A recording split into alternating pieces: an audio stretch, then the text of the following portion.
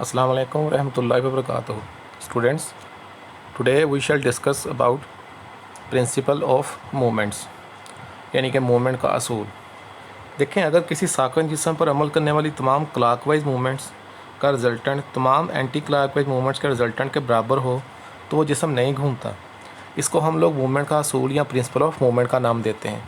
ठीक है, इसको डिफ़ाइन कैसे किया जाता है? यह सामने आपके डेफिनेशन लिखी हुई है कि a body is balanced if the sum of clockwise movements acting on it the body is equal to the sum of anti-clockwise movements acting on it। ठीक है, anti clockwise movements acting on it यानी कि किसी भी जिस्म पर अमल करने वाली तमाम क्लॉकवाइज मूवमेंट्स और एंटी क्लॉकवाइज मूवमेंट्स का जो रिजल्टेंट होता है, जो मजमूआ होता है, वो ज़ीरो होता है। ठीक है, इसको डेफिनेशन को जो है वो समझने से पहले, इस असूल को समझने से पहले आपको पहले तो दो किस्म की जो मूवमेंट्स हैं उसके बारे में पता होना चाहिए। एक मूवमेंट कहलाती है क्लॉकवाइज मूवमेंट्स, जैसे आपने क्लॉक की घड़ियों की मूवमेंट देखी होंगी, 1 से 2, 2 से 3, 3 से 4, 4 से 5, यानी क्लॉकवाइज मूवमेंट्स। और दूसरी होती है एंटी क्लॉकवाइज मूवमेंट्स, अगर क्लॉक उल्टी सिमत में घूमना शुरू हो जाए। ये जो है वो साइन के तौर पे, इशारों के तौर पे लेते होते हैं। क्लॉकवाइज मूवमेंट्स और एंटी क्लॉकवाइज मूवमेंट्स का मतलब है कि अगर जिसम एक सिमत में घूम रहा है तो उसकी मुखालफ सिमत एंटी क्लॉकवाइज मूवमेंट होगी। ठीक है, तो हम कह सकते हैं कि वो फोर्स जो स्पैनर को, यानी कि अगर हम ये साइड पे देखें, ये आप देखिए दो तस्वीरें बनी हुई हैं स्पैनर की। पिक नंबर 4.13 4.13 जो पिक है बेटा, इस पे दो ए और बी पार्ट हैं। उसमें पहला पार्ट है, उसमें आप देखें फोर्स जो लग रही है वो क्लॉकवाइज मूवमेंट्स में लग रही है। आप देखें जो नट है उसको कसा जा रहा है क्लॉकवाइज मूवमेंट्स में। ठीक है, और फिर नट को ढीला किया जा रहा है एंटी क्लॉकवाइज मूवमेंट्स में। ठीक है, तो कसने के लिए क्लॉकवाइज मूवमेंट्स का इस्तेमाल किया जाता है। किसी भी चीज़ को, अगर किसी भी नट को, किसी भी चीज़ को अगर आपने कसना है, ये कसने वाली मूवमेंट्स जो है वो क्लॉकवाइज मूवमेंट्स हैं। और जो ढीला करने वाली मूवमेंट्स हैं, ये नीचे लिखा भी हुआ देख सकते हैं, to tighten a nut turn clockwise and to loosen the nut turn anti clockwise. यानी कि नट को कसने के लिए आपको अपने घर में जो टूटी वगैरह लगी होती है उसको देखें आप, जब आपने उसमें पानी जो है वो निकालना होता है तो आप उसको एंटी क्लॉकवाइज घुमाते हैं, आपने उसको बंद करना होता है आप उसको क्लॉकवाइज घुमाते हैं। इस तरीके से डब्बे का ढक्कन जो होता है, क्योंकि ये एक यूनिवर्सल जो है वो एक प्रिंसिपल बन चुका है कि क्लॉकवाइज मूवमेंट्स में चीज़ें बंद होती हैं, एंटी क्लॉकवाइज मूवमेंट्स में चीज़ें खुलती हैं।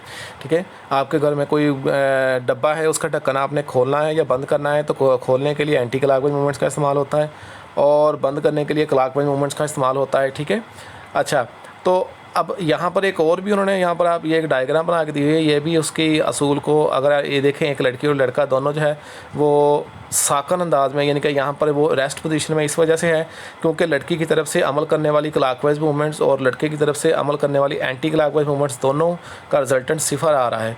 ठीक है, तो यहाँ पर हम जो है वो आपको मैंने समझाया कि एंटी क्लॉकवाइज मूवमेंट्स और जो क्लॉकवाइज मूवमेंट्स का जो रिजल्टेंट है अगर ज़ीरो हो जाए तो इसको हम प्रिंसिपल ऑफ मूवमेंट्स का जो है वो नाम देते हैं। इससे जिस्म साकन अंदाज में रहता है। ठीक है, a force that turns a spanner in the clockwise direction is generally use to tighten a nut. यानी कि आम तौर पे वो फोर्स जो कि किसी भी जिस्म को कसने के लिए, किसी भी नट को कसने के लिए इस्तेमाल होती है स्पैनर के ऊपर, वो क्लॉकवाइज डायरेक्शन में होती है, फोर्स लगाई जाती है। ठीक है, द टार्क और movement of the force so produce is called clockwise movements. इसका मतलब ये हुआ कि clockwise movements are used to tighten a nut, यानी नट को कसने के लिए, नट को कसने के लिए क्या इस्तेमाल होता है? नट को कसने के लिए क्लॉकवाइज मूवमेंट्स का इस्तेमाल होता है। ठीक है, ऑन द अदर हैंड दूसरी सूरत में हम कह सकते हैं टू लूजन द नट को लूज़ करने के लिए the force is applied such that it turns an anti clockwise movements direction.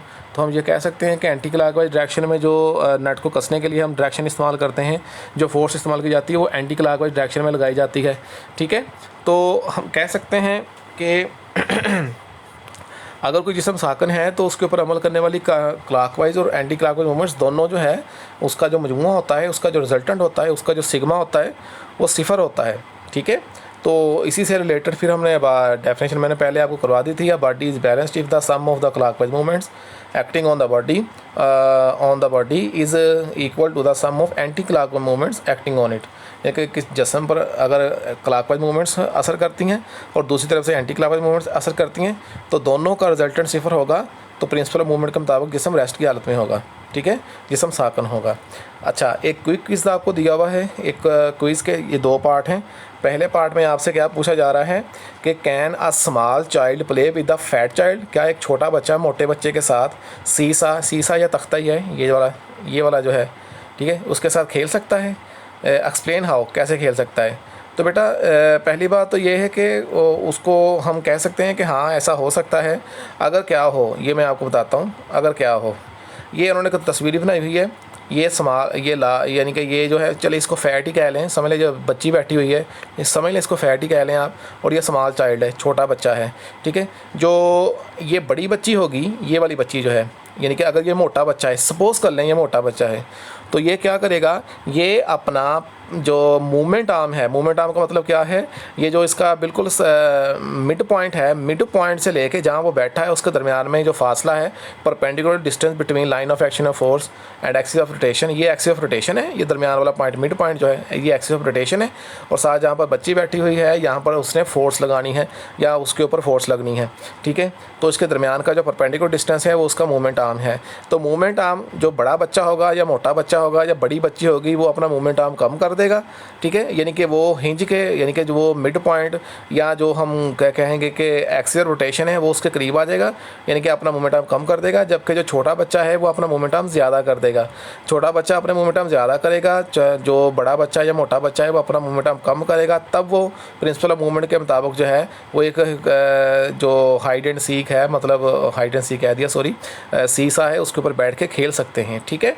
दूसरा सवाल आपसे जो पूछा जा रहा है बेटा वो है कि टू चिल्ड्रन, दो बच्चे हैं, आर सिटिंग ऑन सीसा, दो बच्चे सीसा के ऊपर बैठे हुए हैं, such that they can not swing, वो स्विंग नहीं कर रहे।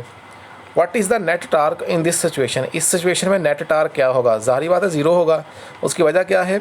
अब देखें ना, ये दो बच्चे हैं, ठीक है, एक ही वेट के होंगे या एक ही एज के होंगे। ये दोनों जो है वो उनका एक्सिस ऑफ रोटेशन से यहाँ से लेके यहाँ तक का फासला, यहाँ से लेके यहाँ तक का फासला दोनों का सेम है, ठीक है। अच्छा, अब वो मूव नहीं कर रहे, उसकी वजह क्या है? क्योंकि ये बच्ची की तरफ से जो लगाया गया क्लॉकवाइज मूवमेंट्स और जो बच्चे की तरफ से लगाया गया एंटी क्लॉक मूवमेंट्स हैं, दोनों का रिजल्टेंट ज़ीरो आ रहा है, यानी कि नेट टार्क जो है ना वो सिफर आ रहा है, जिसकी वजह से वो मूवमेंट नहीं कर रहे, ठीक है। तो जब दो बच्चे जो हैं उनमें से दोनों की तरफ से क्लॉकवाइज मूवमेंट्स और एंटी क्लॉक मूवमेंट्स बराबर हों, तो प्रिंसिपल मूवमेंट के मुताबिक वो जो है वो मूव नहीं करेंगे बल्कि साकन अंदाज में रहेंगे। ये था कुछ आपको टॉपिक प्रिंसिपल मूवमेंट्स के लिए, ठीक है। और उसका जो क्विज़ था वो भी मैंने आपको थोड़ा बहुत बता दिया। उसके मतलब आप उससे आप सवाल जो है वो आप उसका आंसर खुद ही लिख सकते हैं। आई होप आपने ये लेक्चर अंडरस्टैंड कर लिया होगा।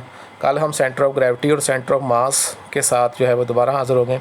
अपना ख्याल रखिएगा। अल्लाह हाफिज़।